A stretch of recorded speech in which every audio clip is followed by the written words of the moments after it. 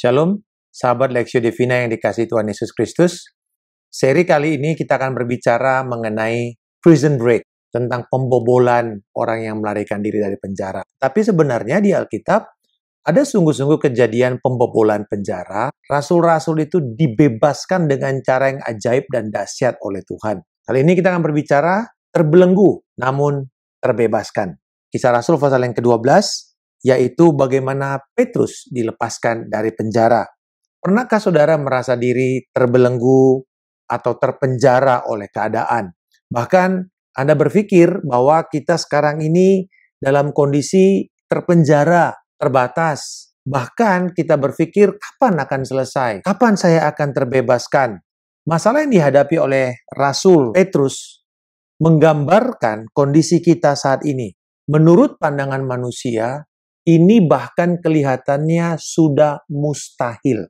Tidak mungkin dari sudut pandang manusia. Coba kita lihat konteks keadaan pada saat itu. Herodes mulai bertindak keras menghadapi atau meresponi pertumbuhan orang Kristen yang semakin pesat. Bahkan pemimpin-pemimpinnya mulai satu persatu dianiaya. Setelah Stefanus, lalu kemudian di dalam kisah ini, Yakobus diperintahkan untuk dibunuh. Lalu pemimpin gerakan tersebut, yaitu Rasul Petrus, ditangkap. Dan bahkan dikenakan sebuah penjagaan yang sangat ketat. 4 regu yang berisi 4 orang. Berarti 16 orang penjaga berlapis dari istana Herodes. Petrus dibelenggu di antara 2 prajurit. Berarti tangan kanan dan tangan kirinya itu dua-duanya dibelenggu oleh prajurit yang mendampingi dia. Jadi tidak ada lagi kesempatan untuk dia bisa melarikan diri. Tetapi dalam pemandangan Allah, justru keadaan ini merupakan kesempatan besar bagi Allah dalam memperlihatkan kuasanya yang ajaib dan menakjubkan melalui kehidupan Petrus. Sebenarnya gereja juga tidak tinggal diam pada waktu itu. Mereka terus berdoa. Di dalam ayat yang kelima dikatakan, demikianlah Petrus ditahan di dalam penjara, tetapi jemaat dengan tekun mendoakannya kepada Allah. Jadi gereja tidak tinggal diam, gereja berdoa. Dalam kondisi tertekan, yang memang bisa dilakukan oleh gereja, yang pertama dan langkah paling utama, berdoa. Dan apa yang terjadi, saudara? Petrus justru tidur di antara 2 prajurit yang membelenggu. Saya percaya prajurit itu tidak boleh tidur. Tapi justru Petrus tertidur. Besok padahal adalah hari persidangan yang sudah ditetapkan. Menurut saudara, bila saudara di pihak Petrus, bisa tidur? Saya pernah harus menjadi saksi di sebuah persidangan. Saudara, setelah di briefing oleh pengacara, mempelajari semua pertanyaan-pertanyaan yang diperkirakan akan ditanya, hampir semalaman itu saya nggak bisa tidur tuh. Lebih banyak berdoa, lebih banyak berpikir akan seperti apa kondisi di dalam persidangan. Akankah saya mampu menjawab dan seterusnya. Kebanyakan kita pasti akan cemas. Apa yang akan terjadi dalam hidup kita? Berbagai skenario-skenario imajinatif, bahkan ketakutan-ketakutan imajinatif yang menghantui kita mulai datang dan bertubi-tubi menyerang pikiran kita. Tetapi bagi Petrus justru sebaliknya. Dia malah bisa tidur. Apa yang kita bisa pelajari di sini? Petrus sadar, dia sedang berada di tengah-tengah kehendak Allah yang penuh kasih. Saya ingat salah satu nasihat dari pemuritan. Nasihat itu adalah begini. Hidup yang paling aman justru pada waktu kita sedang berada di tengah-tengah kehendak Allah. Sekalipun keadaan sekelilingnya kelihatannya sangat mengancam. Jadi kita tidak bisa mengatakan rasa aman itu datang dari keadaan yang tidak punya ancaman. Bukan.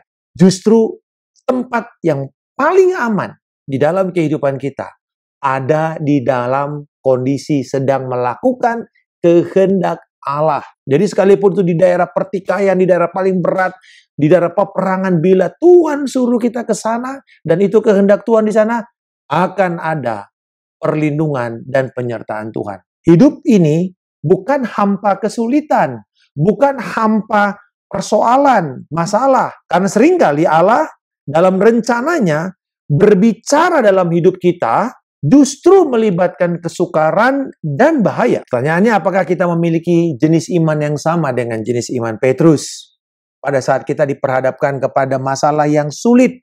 Seakan-akan ambiar berantakan semua rencana yang sudah kita buat awal tahun ini. Mungkin itu keuangan, mungkin itu relasi, kesehatan, pekerjaan, atau usaha. Secara jujur, kalau ditanya apakah Anda memiliki tipe iman yang sama dengan Petrus? Jawabannya tidak. Saya tidak memiliki iman seperti Petrus. Saya harap saya bisa punya, Pak.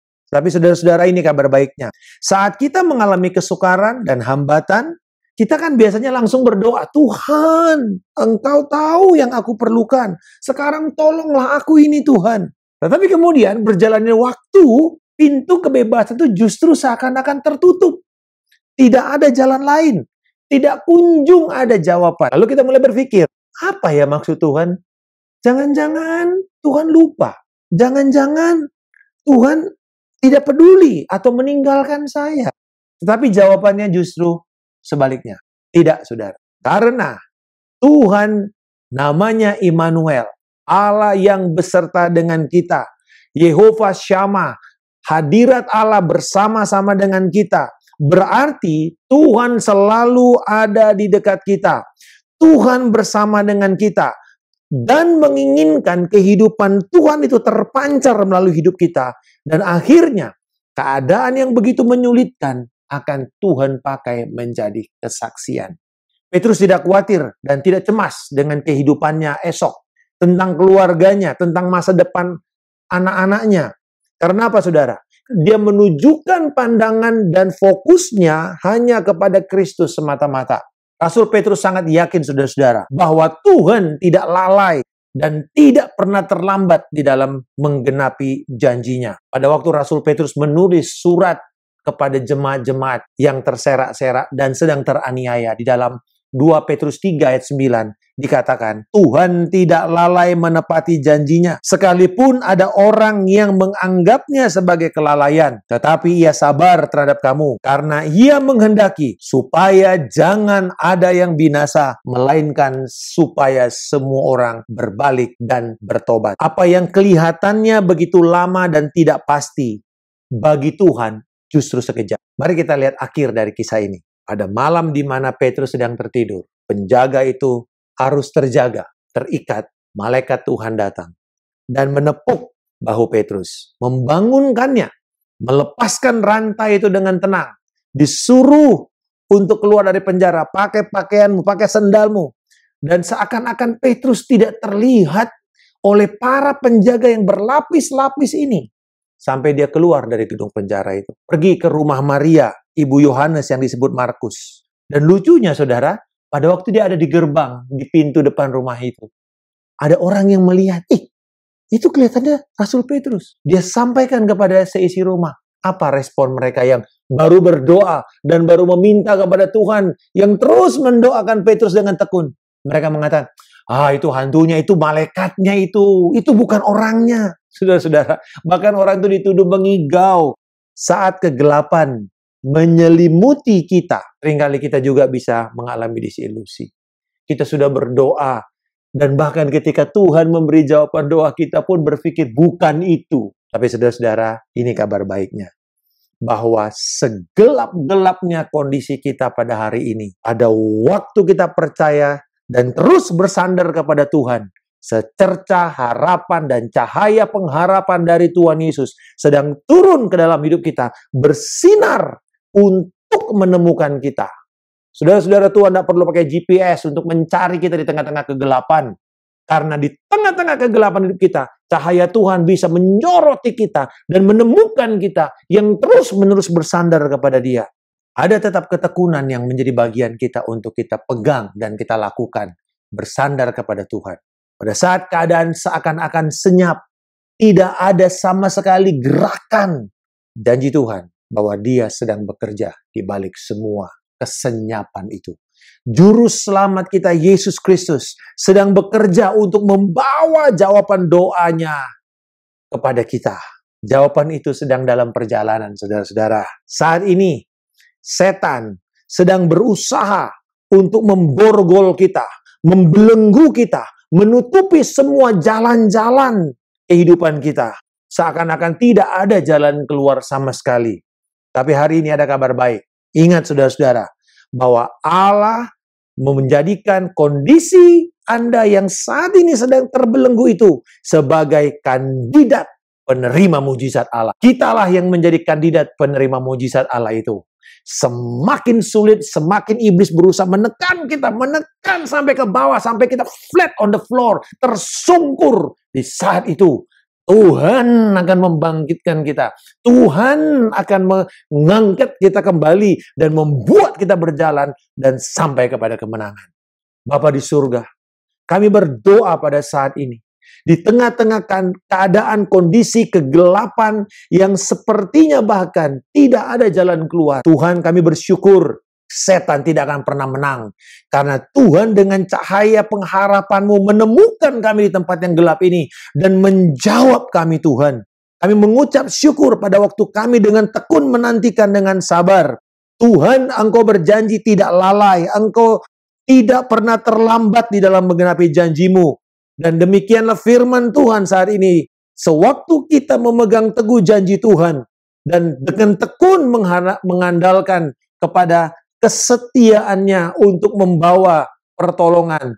Jawaban doa saudara sedang dalam perjalanan.